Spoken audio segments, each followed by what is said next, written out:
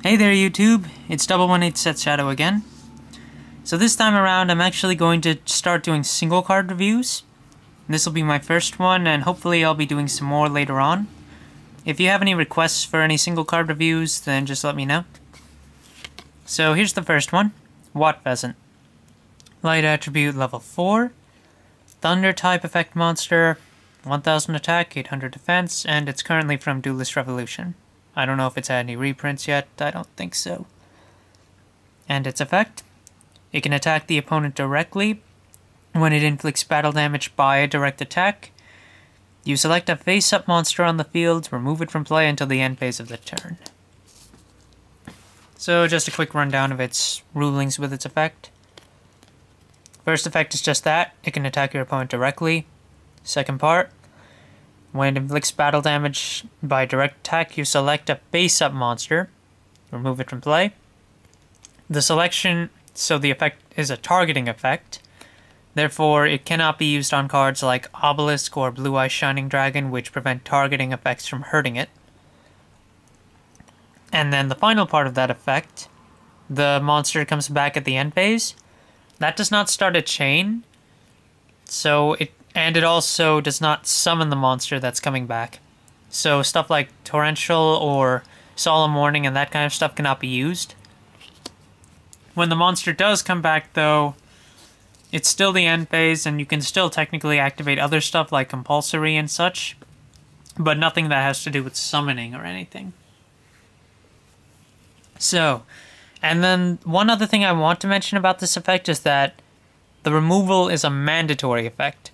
Once this card hits with a direct attack, then you do have to remove a monster from play that's face up. So if Pheasant's the only monster, you have to remove it. Now, I'm still questioning whether or not it will come back with that. So I think it might be ruled like Destiny Hero Doomlord. Doomlord has the ability to remove a monster, and then that monster comes back during the second standby phase after removal. If Doomlord is put face down or is removed from the field, the monster that was removed by Doomlord will still come back after the second standby. So I'm thinking Wattpheasant will have the same procedure. If not, and you know an official ruling that contradicts that, then yes, then I'd be incorrect and you can let me know. Anyway, some things you can do with Wattpheasant. Let's see here.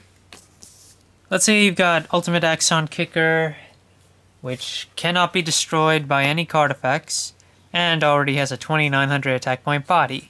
And you have a Spirit Reaper, and you want to drop a card from your opponent's hand. Pheasant can just go by Axon and attack directly. Then you can remove Axon from play with its effect. Reaper can attack, and then use its own ability to drop a card. Axon will come back at the end phase, but at least you were able to pull off Spirit Reaper. But the chance of you doing that sort of thing with Wattpheasant is probably not as high, because you're going to do it with the Watt monsters, which already can attack directly.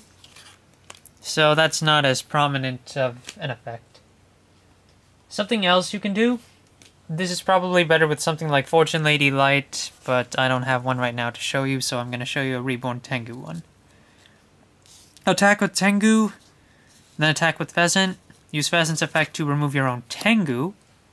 Then with Tengu's effect, summon another Tengu from your deck. Then attack with that Tengu because it's still your battle phase. And then at the end phase, your other Tengu comes back. And now you've got 3 monsters. It's not that strong of an effect, but it just goes to show that you can use Wattpheasant with your own monsters as well. Manipulate them to pull out the best of their abilities. And now I'm going to show you why I really like this card. And I'm going to do it with an example that I really like. Wind Up Zenmaines.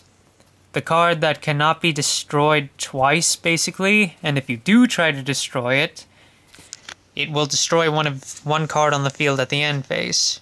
Probably one of yours. So what you do is summon Pheasant, fly over Zenmaines and attack directly, then use its effect on Zenmaines.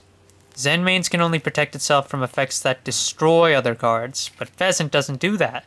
All it does is remove Zenmaines from play, and forces the material to go to the grave.